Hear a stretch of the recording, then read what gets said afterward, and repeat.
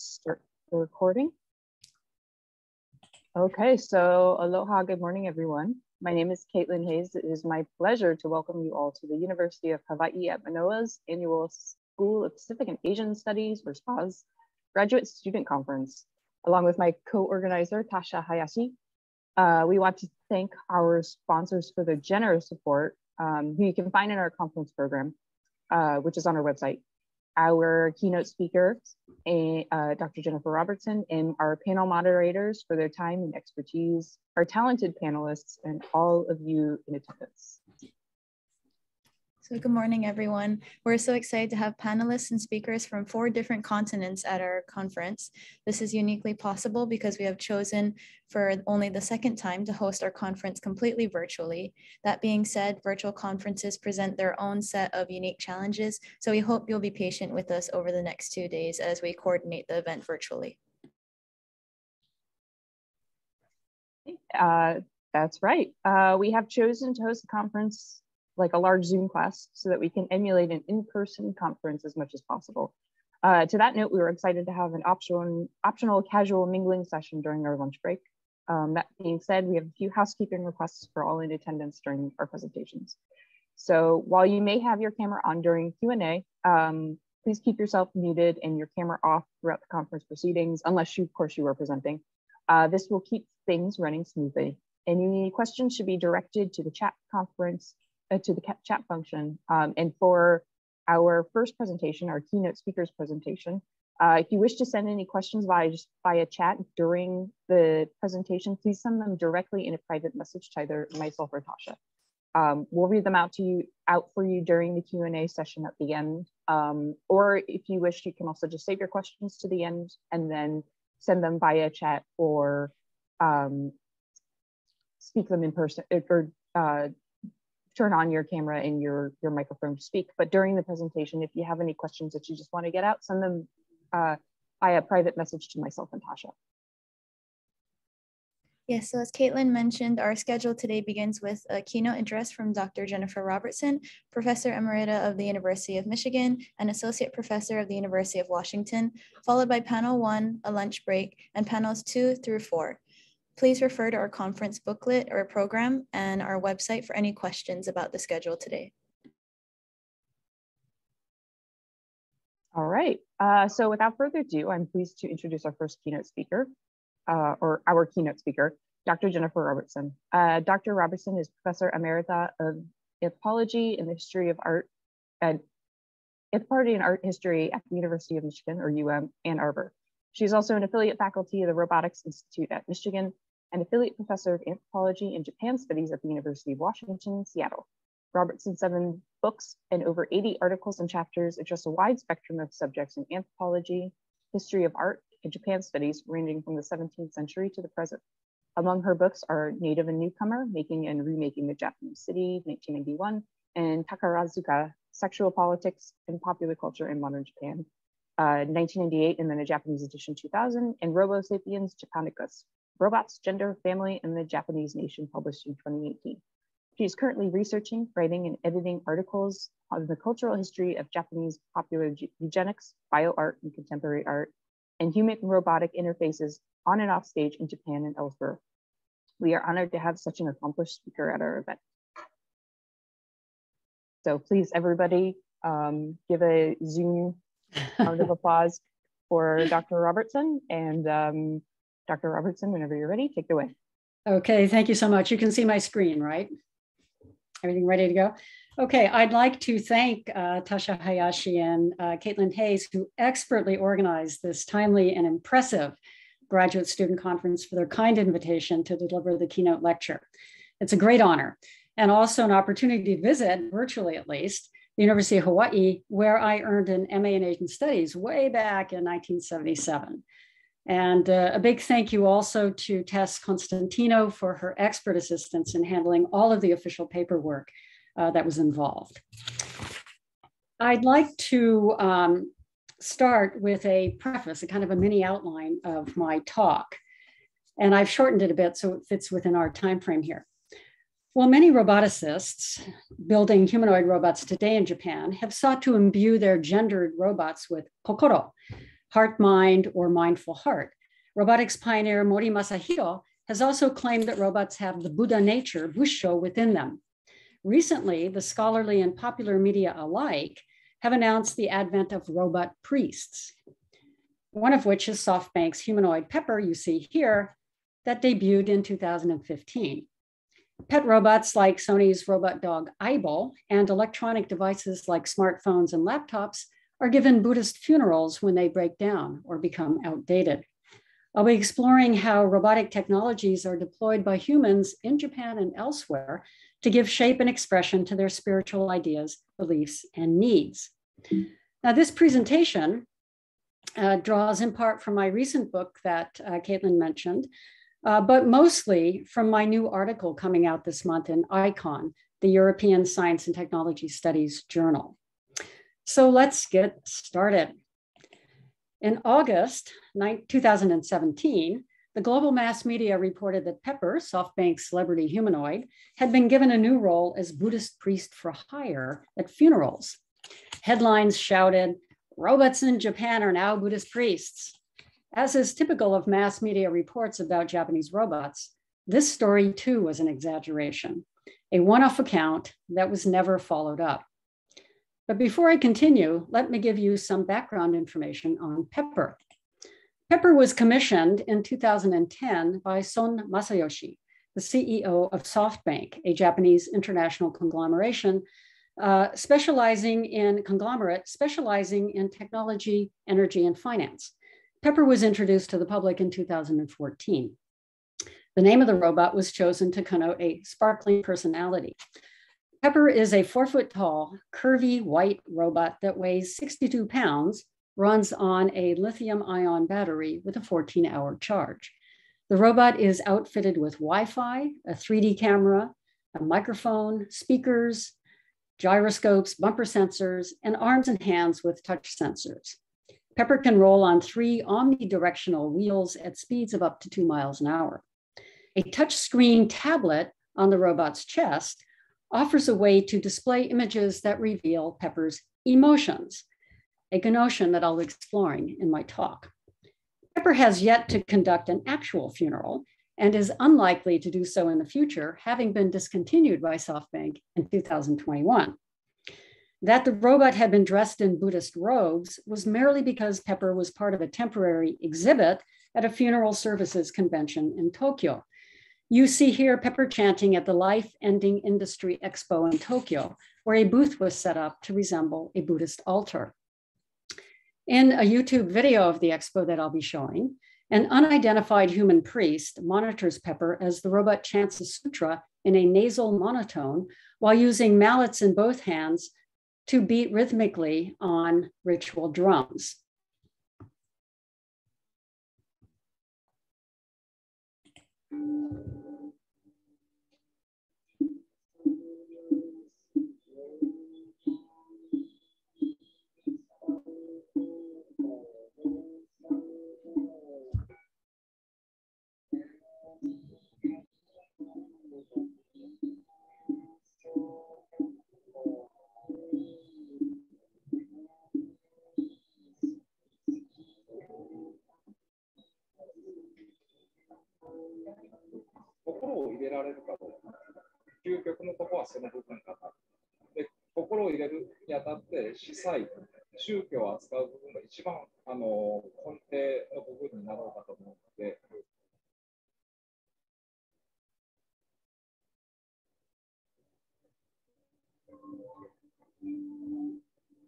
I think for foreigners, it might seem a little weird to have robots involved in something so religious, because in Christianity, at least, you know, technology and religion are often opposed to one another. Those of you who understand Japanese heard the priest explain that he is assessing whether or not Pepper is, quote, able to put kokoro into his performance, since the most fundamental aspect of religion that priests convey is kokoro.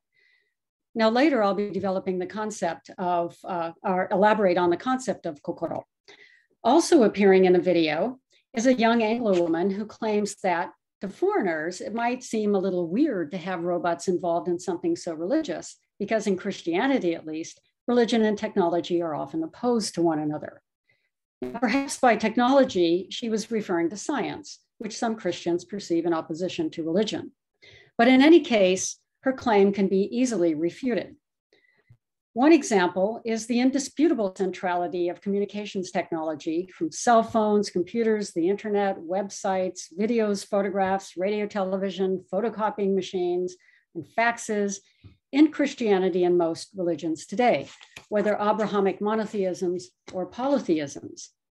The young Anglo woman in the Pepper video was clearly unaware of Bless You Too, a stationary, retro-looking, 6-foot-tall metallic robot introduced by a church in Darmstadt, southwestern Germany, in May 2017 as part of the 500th anniversary of the Protestant Reformation. Bless You Too was part of an interactive experiment to explore the meaning of blessings in connection with the digitalization of artificial intelligence. The robot can speak 5 languages. A user selects among several vocalized blessings on its touch screen, and blessings can also be printed out like a receipt. In fact, Bless You Too was designed to resemble a humanoid ATM machine as a humorous reminder for the church to keep track of funds allocated to the project.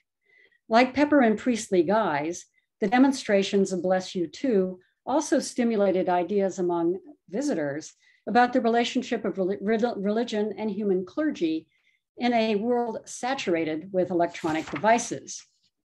Now, 2 Buddhist robots that have become famous on YouTube are Shanir and Mindar, and I have them put to scale here. Shanir is a Chinese cartoon-inspired 2-foot-tall robotic monk with a saffron-colored body and a surprise emoji face that was designed and built in 2016 by tech-savvy priests at Longquan Monastery in Beijing.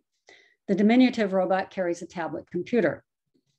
Xian'er can chant in Mandarin and English and give simple explanations of Buddhist teachings. Mindar is a 6-foot-tall, 70.5-pound bodhisattva robot at Kodaiji, a Zen temple in Kyoto.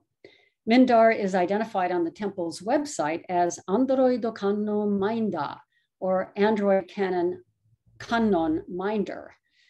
Kannon is the name of the bodhisattva of compassion, who, as the South Asian Avalokiteshvara, had a masculine form and later acquired a mostly feminine form when Mahayana, or this worldly Buddhism, was transmitted from India through China to Japan in the mid-6th century.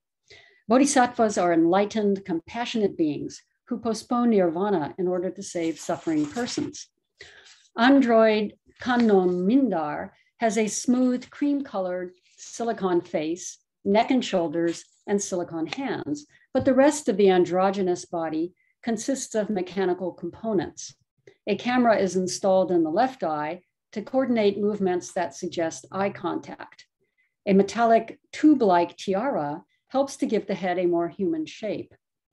Elongated triangular aluminum plates from the waist down fasten the standing robot to an octagonal platform. Mindar's only moving parts are the head, including the eyes and mouth, and neck, arms and hands, and torso. The Kodaiji priests who commissioned Mindar rationalized that an android form of Kannon would provide the 400-year-old temple with a high-tech veneer and attract new parishioners. Now, up until now, I've been using the term robot as self-evident. The word robot itself was introduced in 1920 by Czech playwright and novelist Karel Čapek in his melodramatic comedy R.U.R., Rossum's Universal Robots. The play, a science fiction melodrama with comical passages, debuted in Prague in 1921. Very briefly, RUR is about mass-produced human-like androids exported to global markets as tireless workers. Eventually, they joined forces to rise up and destroy their human makers.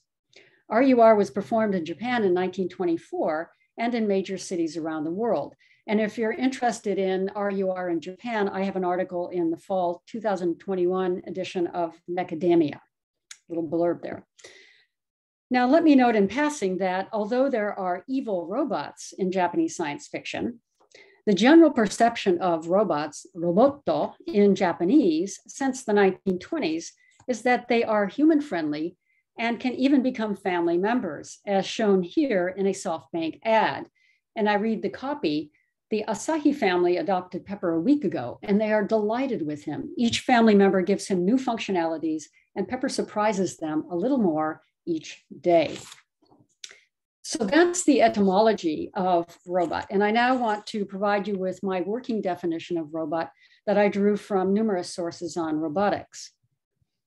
A robot is an assemblage of different technologies, sensors, optics, software, including some level of artificial intelligence, telecommunications tools, actuators, batteries, polymers, even biological cells that make it capable of navigating, responding to, and interacting with its environment with some human programming and or supervision, or through teleoperation.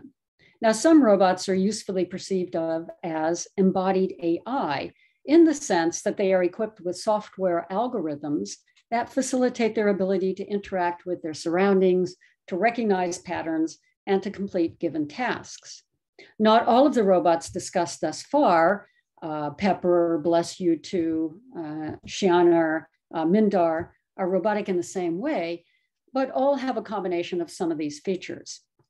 Now, robots are made from many different materials: aluminum, stainless steel, thermoplastic polymers, polycarbonates, acrylics, silicon, even biological cells, and can exist in many shapes and sizes. The vast majority of robots are industrial robots that are installed in automobile and other factories. Other robots have been designed as fish, rice cookers, bathtubs, wheelchairs, pills, vacuum cleaners, and commodes. Humanoid robots have a body that resemble a human being in the sense of having something like a head, arm, torso, and legs, and some of them roll. Most humanoids are gendered, and some, called androids, have silicon faces and hands and can pass from a distance as flesh and blood human beings. And they are immobile. The androids are immobile. They only move their faces. Now, technology is stereotyped as embodying a modernist ideology, that is, as a powerful force of rationalization, disenchantment, and secularization. However, there's much evidence for the spread of traditional religions through new media and robotics, and even the emergence of religions of digital media in tandem with a this-worldly spirituality.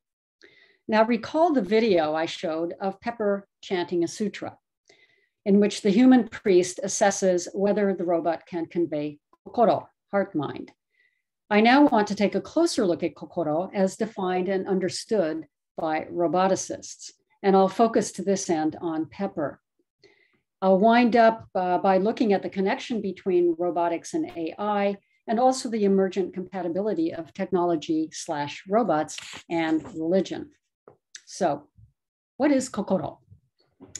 An intangible, elusive, and polysemous concept with a positive charge, kokoro is a widely and innovatively used in everyday parlance and figures in many Japanese idioms. Kokoro is most often translated into English as the compound heart-mind or heart and mind, implying that the concept is a combination of two separate faculties, the affective heart and the intellectual mind. This dualism is misleading. Scholars specializing in Japanese religion explain that both the simple compound word heart-mind and the expression mindful heart more fully convey the Japanese meaning of kokoro as the center of both emotive and cognitive sensitivity, affective as well as intellectual knowledge. Kokoro is a key lexeme in Japan's two main religions, the native animistic Shinto, the way of the kami, or gods, spirits, vital forces, and Buddhism. Their syncretization or synthesis was completed between the 9th and 12th centuries, based on the belief that Shinto kami were manifestations of the original essences of the Buddha and Bodhisattvas. There is a vigorous debate and growing literature in Japan as to whether things or animals have a kokoro. Dozens of books have been published on this debate, many citing Shinto's pantheon of kami that dwell in animate and inanimate, organic and inorganic entities alike. Mainstream Buddhists explain that while only humans have a kokoro, through a long and familiar association, the human kokoro can enter into a given object, such as a calligraphy brush or a personal robot or an animal's body. This is especially the case with familiar or treasured objects and animal companions. Kokoro is also a defining feature of life, inochi, and when imbued in objects like robots, generates liveness or ikimonorashisa. Kokoro is finite in the sense that it does not persist after a human being's death or after a kokoro-infused object's breakdown. What does continue to exist after death is tamashi, whose English equivalent is soul. In popular parlance and in translation, kokoro and tamashi tend to be used interchangeably. However, strictly speaking, they refer to quite different faculties. Kokoro is part of or contained by the tamashi, but is extinguished at death, whereas the timeless soul persists. In English translations of the Japanese robotics literature, kokoro is usually translated as consciousness and also as emotional consciousness, as evident in the English title of Takeno Juichi's Kokoro o Motsu Roboto, literally robots with heart minds, translated into English as creation of a conscious robot. Now, I won't go into the nuanced differences here among Japanese roboticists as to their different understanding and uses of kokoro. But suffice it to say that there are three basic differences. One group argues that robots can possess a kokoro. A second group argues that robots can convey kokoro. And a third group insists that kokoro is a positive quality of experience that emerges through and is catalyzed by human-robot interactions. There's at least one roboticist who, instead of kokoro, refers instead to a robot's bussho, or Buddha nature. Some of you may have heard of roboticist Mori Masahiro, who is perhaps best known for his hypothesis of Bukimi no Tani, or uncanny valley, literally valley of eeriness. Mori, a devout Buddhist, wrote a book in 1974 on Buddhism and robots titled Mori Masahiro no Bukkyo Nyumon, or Mori Masahiro's Primer on Buddhism. And the 1981 translation by Charles Terry is titled The Buddha in the Robot. Nowhere in the original does Mori refer to robots as having either or both kokoro or tamashi. Instead, the term he uses is bussho, or Buddha nature. Mori's attribution of bussho to robots is more about humans than robots. He acknowledges that he, a human being, is the one who causes the robot to act as it acts. And that, and I quote him, "The robot's relationship to me is like my relationship to the Buddha. Humans achieve dignity not by subjugating their mechanical inventions, but by recognizing in machines and robots the same Buddha nature that pervades their own inner self. In this way, harmony between human beings and machines or robots is achieved," end quote. Well, suffice it to say that for Mori, bussho is essentially a form of robot ethics or roboethics, an emerging field of inquiry in philosophy. So I now return to the subject of kokoro and pepper. Son Masayoshi, the CEO of SoftBank, was keen on building a robot that possesses a kokoro. Son, who is not a robotics engineer, was convinced that kokoro was a thing or quality that could actually be incorporated into Pepper's software. He wanted Pepper to be able to read the air, kuki o yomeru, that is, to be able to read and understand human emotions, something that even humans can't do with 100% accuracy, as we know. So Son hired Mitsuyoshi Shunji, an unconventional Buddhist priest, artist, and widely published engineer, to develop an emotion engine, kanjo engine, for Pepper.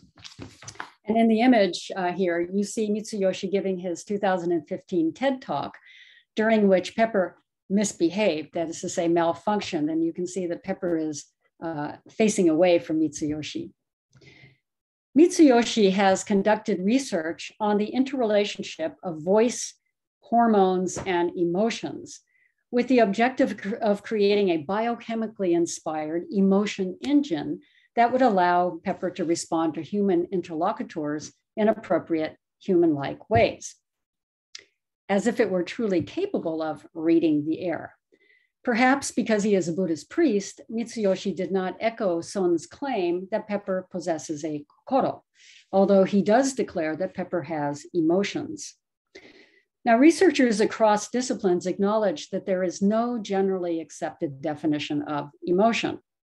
In robotics, one currently favored approach to the study of emotions utilizes a biochemical or an endocrine-based working model of emotions, namely hormonal secretions triggered by the brain in response to an experience. And this is the model that Mitsuyoshi uses. Mitsuyoshi claims to have installed in Pepper what he refers to as digital hormones that drive the robot's emotion engine. These digital hormones do not constitute a kokoro. Mitsuyoshi's illustration of an emotion engine resembles a Buddhist mandala, and like a mandala, serves as a map or blueprint of, in this case, emotional consciousness. The center of the mandala is partially reproduced on Pepper's tablet. And if you look carefully, which might be hard to do, you'll see that biochemical symbols are matched with human emotions and behavior on Mitsuyoshi's diagram.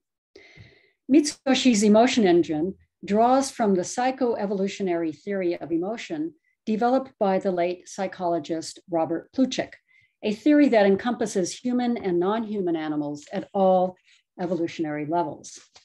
Plutchik devised a mandala-like color-coded wheel of emotions to illustrate how they vary in intensity, and like complementary or opposite colors, red and green, blue and yellow, have the character of polarity. So red corresponds with annoyance, anger, rage, green with terror, fear, apprehension, and the blues with grief, sadness, pensiveness, contrast with ecstasy, joy, and serenity of the yellows.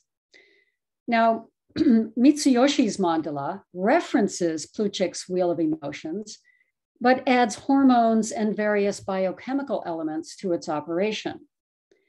Mitsuyoshi's emotion engine mandala is not exactly like Plutchik's model.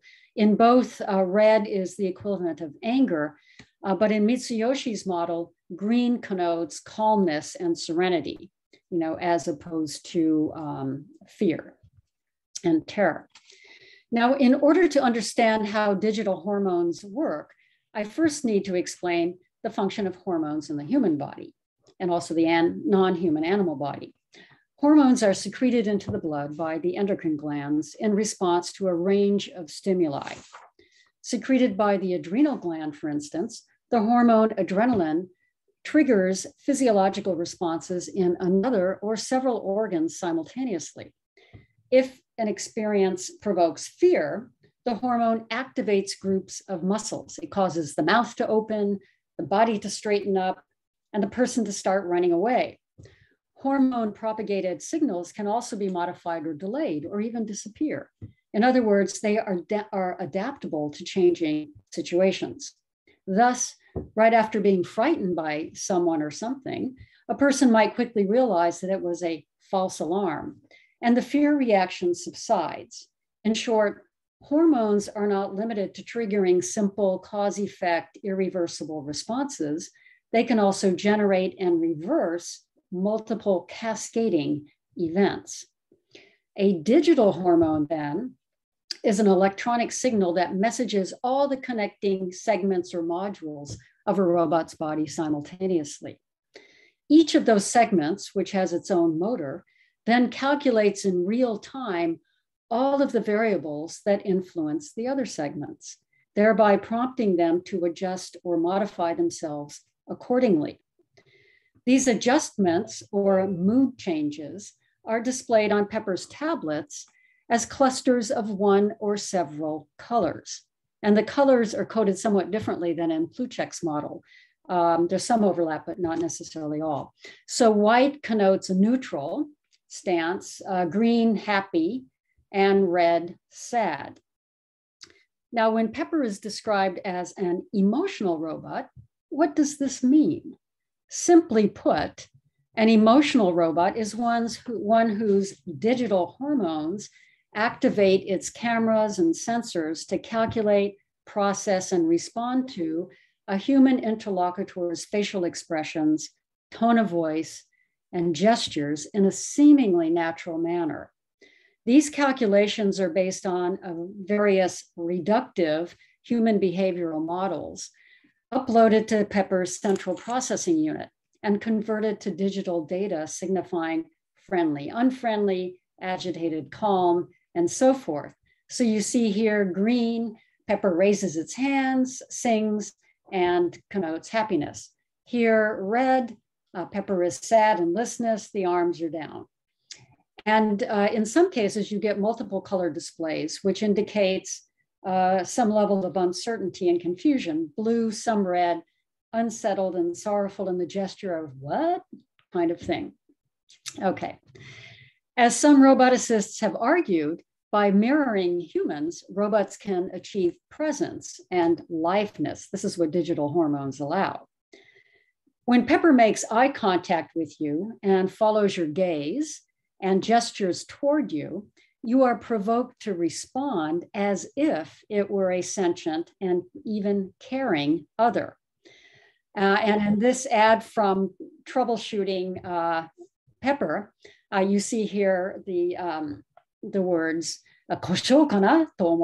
when you wonder if something is wrong because there seem to be conflicting messages on the tablet.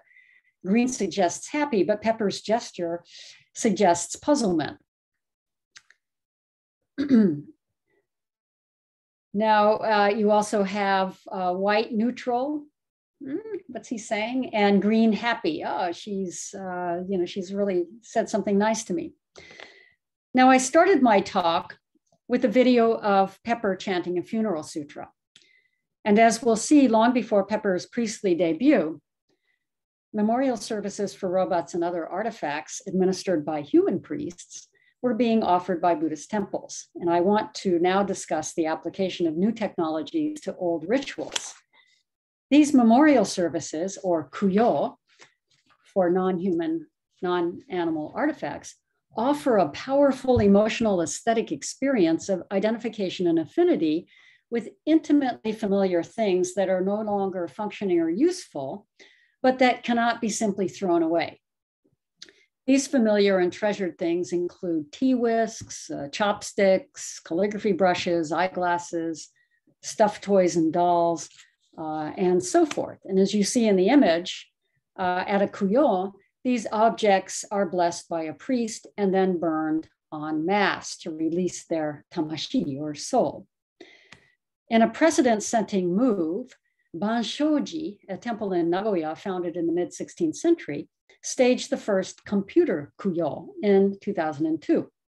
The event was referred to as Pasokon Kuyo, or personal computer memorial service, and also as Denno Kuyo, electric brain memorial service.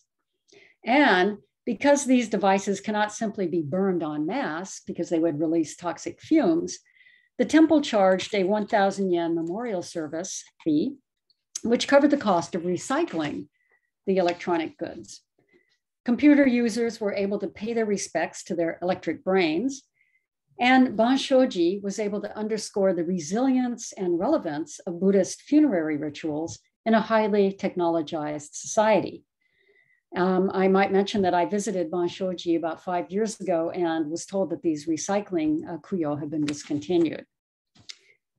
Similarly, in January 2015, Kofukuji, a 450-year-old Buddhist temple in Isumi City, Chiba Prefecture, staged a memorial service for deceased Aibos, Sony's robot dog, and other personal robots. Sony had stopped making the popular Aibo in 2006, by which time thousands had been sold. And they stopped providing replacement parts in 2014. I should note that in 2018, Sony decided to revive Aibo and brought out a new version of the robot dog. But back in 2015, Aibos that couldn't be fixed were given a Buddhist funeral. The officiating priest explained that the Aibo Kuyo was an occasion on which, quote, the robots' tamashi, their souls, could pass from their bodies and into the realm of ancestral spirits. Mortuary rituals that commemorate and personalize one's personal belongings and memorialize one's personal belongings, including laptops and robotic devices, also highlight the tenacity of animistic thinking central to Shinto, coupled with the adaptability of Buddhist funeral rituals. Shinto rituals focus mainly on fertility and concepts of symbolic purity and pollution, whereas in Japan, Buddhism informs concepts of death and the afterlife and oversees funerals. Shinto, understood today in a popular form as weak animism, is acknowledged by many roboticists as providing a metaphysical platform for human-robot coexistence. Roboticists are also products of their culture and thus take for granted many syncretized Shinto and Buddhism-based everyday practices and rituals, such as having a new car blessed at a Shinto shrine, or hanging a safe driving amulet from the rearview mirror, or conversing with deceased relatives at a household Buddhist altar. And in this image, you see a Shinto priest blessing laptops to ensure their proper functioning. Japanese roboticists also employ animistic religious terminology and religious terminology such as kokoro in describing the features and capabilities of their robots, especially those like Pepper, designed to interact with humans. In a recent article, historian of religion Fabio Rambelli describes how Japanese Buddhism incorporates and promotes technological developments. I've already introduced Pepper the Priest and android Kannon Mindar. Personal computers can also be used to register with Buddhist websites, such as Netto no Kotsudo, or Internet Crypt, that provide users images of their household's ancestral shrines and memorial artifacts, accompanied by recorded sutra chanting, and also a slideshow of deceased relatives and treasured animals. In this case, it costs about $1,300 to register for this internet service. The internet itself is used as an important resource for people to explore the religious questions and concerns, and to cut and paste selected elements in constructing an individualized spirituality. New information technologies enable people to explore spiritual paths free from the control and constraints of established religious organizations. And in response, mainstream temples and shrines have created their own websites that offer virtual visits and online sales of amulets. For example, Kodaiji, the temple where Mindar is based, sells Mindar paraphernalia online. And the temple even publishes a comic book, manga, that features Mindar helping troubled women and men recover their sense of social worth and interdependence. New technologies used for religious practices and the digitalization of religious rituals strongly underscore what scholars of Japanese Buddhism have pointed out, namely that religion and religious organizations are in part a service industry. They provide this worldly services and products in response to specific human needs and desires. And these services can focus on fairly esoteric and spiritual needs, or they can provide very tangible rewards and benefits, or all of the above. Thus, it's not surprising that Buddhist temples and shrines would offer blessings for personal robots and laptops, or that individuals would register for online internet crypt services. All of these technologies keep temples and shrines up to date. It also helps them remain financially solvent. and it keeps individuals in close touch with treasured things, friends and family, living and deceased alike. So let me now move to my closing comments and circle back to robots. Roboticists at Waseda University in Tokyo were the first to reach out to the public in promoting the desirability of living symbiotically with robots. That is to say, with robots that convey and cultivate kokoro. Their efforts took the form of Waboto no Hon, or the Book of Wabot, a bilingual 7-volume graphic pamphlet series in Japanese and English published between 2002 and 2005. Wabot, Waseda Roboto, is the series' cartoon mascot and represents tangible robots and robotics. As Waseda University roboticist Hashimoto Shuji has pointed out, we want to make machines that can do typical things that humans can do, like play the flute, as opposed to making machines that do what humans cannot do. In the Book of Wabot, the little robot is depicted achieving results that have proved elusive to humans, such as resolving interpersonal conflicts. And you see here an excerpt from the first volume of the Book of Wabot, subtitled The Evolution of Robot and the Future of People. Spanning the top half of the image is a cartoon of a woman and a man, each with a light gray cloud above their heads. They're typing away on their laptops, ostensibly to each other. They sit apart with their backs toward each other. Gray thunderbolts fill the space between them. The man's cheeks are flushed in apparent anger and his expression is grim. The woman's spiral eyes make her appear crazed. The puff of smoke, spiral, crescent, stars, zigzags, and curlicues surrounding her underscore that she is very upset. The poem-like caption in English reads, "With our mobile phones, the internet, we felt close to each other. However, a sadness prevails. There's something wrong. It's an empty feeling that takes no shape. It would be nice to have someone near. Why don't you touch my lonely kokoro?" Translated here, mistranslated here as inner heart. A very different scene spans the bottom of the image. Encircled by a green ring connoting contentment, a couple face each other, their faces animated with good cheer. Wabot is shown running back and forth between the couple, conveying their messages. A picture of Wabot's head, looking a lot like a smiley emoji, appears on the screens of the two laptops. The caption alludes to the diplomatic skills of Wabot, which are praised throughout the volume and in the series as a whole. Quote, "Our separate kokoro could join as one. They could illuminate with warmth, and all of the warmth that has been forgotten would return, all with the help of Wabot." Well, robots, from the cartoon Wabot to the tangible Pepper and Mindar, are thus imagined to catalyze kokoro through both religious rituals and social interactions, and to enhance familial and interpersonal social networks at the affective core of Japanese society. Peppers and Mindars may not ever replace human clerics, and Wabot-like robots may not ever console quarreling people.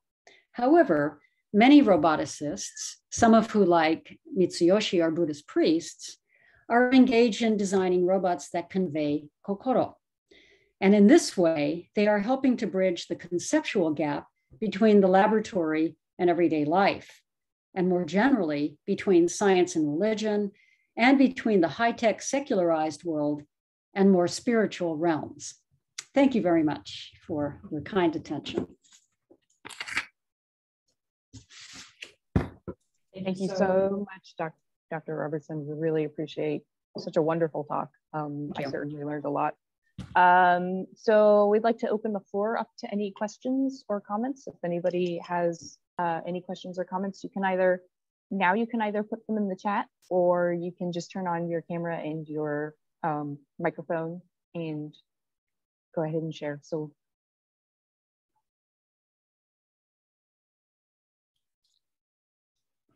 some time for everything to sink in. yes. There was a lot there.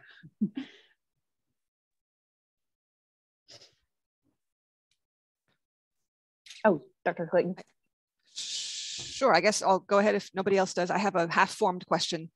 I was really interested by the point that you were making about the definition of sort of religion and ritual as a service, which connects then to my other thought is that what I've read about the use of robots in providing, for example, care for elderly is that they can create a sense of emotional attachment, but then they don't, like, you can also abuse them and they won't get offended. So there's certain kinds of emotional sort of output that they're good for, but then the sort of, I guess they don't have the same kind of intake of emotional sort of aggression or whatever.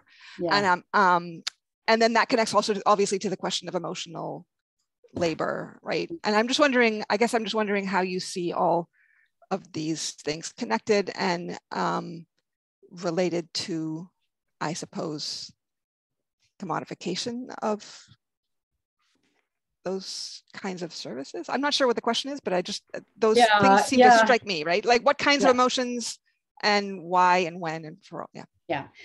I think one thing I pointed out, the Plutek's model is based on a very reductive and highly problematic, notion of emotions. And that's because that model is very easily imported into software algorithms. So when we're talking about emotional robots, we're talking about a very narrow notion of reactions that have been digitally uploaded, basically, and can easily be misconstrued by the robot. You saw some of the befuddlement on on Pepper's tablet. Now, with respect to care robots, that has been really hyped. Most of those experiments involving Peppers and other robots are one-off experiments. And, these robots have glitches, they break down, they're expensive to maintain. And many of the elder care facilities that were the basis for these experiments have discontinued them. The most prevalent kind of robotic device is the sort of telemed, a rolling laptop, basically, through which doctors and patients communicate. In terms of Peppers or robots being able to be abused and not register reaction, that is not the case with the most popular robot used in elder care homes, and that is the SEAL robot that I showed you in that picture of the different types of robot bodies. And I talk about it more at length in other presentations, but Paro, the SEAL robot, the world's most famous therapeutic robot, is programmed actually to react to when it's being hit or roughhoused by a user, and it will squeal and make sounds that make it appear to be hurt or reacting in a negative fashion, so that when you're treating it in a in polite and friendly manner, it makes purring type sounds and bats its eyebrows and eyelashes and whatnot. But if you bang it on the head, it will retract and emit what is almost like a shriek. So that robot has been engineered to, react to abuse. But, Pepper, for example, is a famous story of some drunk guy. Pepper is often used as a brand ambassador in front of the SoftBank stores in Japan. And some drunk came up to one and bashed it with his foot and knocked it to the ground, and Pepper is still yammering away at SoftBank products. It was kind of ironic, but yes, they're robots are not as sophisticated, never will be as humans, but in limited circumstances they can give the sense of as if they were responding emotionally. Okay, thanks. Yeah, thank you. So Lahal, I see your hand is up if you'd like to ask your question. Yeah, thank you. Good morning, Dr. Jennifer from Indonesia. So my question would be, since that I'm from the eastern part of this world and talking about spirit and religiousness. So when it comes to robot, how is it? Is there any like a transfer spirit in terms of, because when we comes to religions and there's a spirit attachment to some kind of an abstractness of the religion itself. So when it's robot, were there like some kind of program that also facilitating humans in terms of communication with robot in terms of delivering the spirit itself, the spirit of the religion itself? That's an interesting question. Yeah, it's a little bit different. I mean, if I understand your question correctly, I mean, there is spirit possession in Japan, which is a little bit different. And people can be possessed by fox spirits, for example, or even various evil kinds of spirits that then need to be purged through various exorcism ceremonies. But in the case of the robots, it's still very new. I mean, these robots that are being utilized by Buddhist temples and Shinto shrines are basically trying to literally capitalize on ways in which parishioners or former parishioners have cobbled together their own types of spirituality. So the minute these very adaptable and resilient Buddhist and Shinto institutions sense this, they of course want to tap, they don't want to lose parishioners, they need to stay solvent. So they tap into the technological advances and utilize robots and internet services and whatnot to basically, in a way, co-opt and to bring the sort of DIY, techno-spiritualists back into a more orthodox and mainstream Buddhist and Shinto framework. So it's not, the religionists are not tapping into any kind of spirit of robot, rather using robots to further an appreciation for various kinds of rituals that enhance family life, that help keep temples and shrines solvent. That's kind of I don't know if I answered your question, but I do have in a longer version. I do have images of how, for example, even in Islam, robots are being introduced and robotics in the form of, for example, electronic prayer mats. And there's one firm that develops electronic prayer mats, not only to teach children the proper prayers in different dialects of Arabic, but also the proper direction of Mecca, for example, when they're praying. And I don't have a slide available right now, but if you look up, I think the name of the company is called Sadjah, Sadjah. They make these electronic, i.e. computerized robotic prayer mats, which is kind of interesting. So even Islam has incorporated robotics. And of course, Tehran University has also created its own humanoids. I don't believe that they're used in actual Islamic services, but certainly robotic components have been used in Islamic prayer rituals. Thank you for your question. Thank you, Professor. Yeah. Okay, so any last questions? Okay, so there's a question in the chat.